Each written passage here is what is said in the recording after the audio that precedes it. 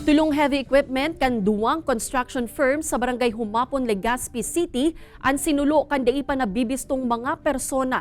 Sa report kan Legazpi City PNP, pasado alas 9 nin aga kan nakaaging Sabado, Setyembre 2, kan makaabot sa inda ang insidente.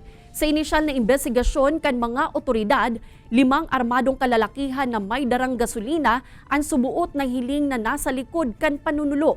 Naging padipisilan man ang pagresponde kan mga otoridad kung sain kan maabot ang mismong lugar na tumtumnanin kalayo ang mga lunadan na kinababalehan kan backhoe, bulldozer asin truck. Mayo man ni nakulugan sa mga construction workers.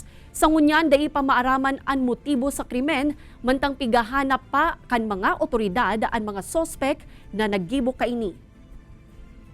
Sa base sa initial investigations or sa investigations namin, ay hindi pa namin ma-confirm ito ay dahil doon sa extortions or ano pa mang reason kung bakit ito sinunog.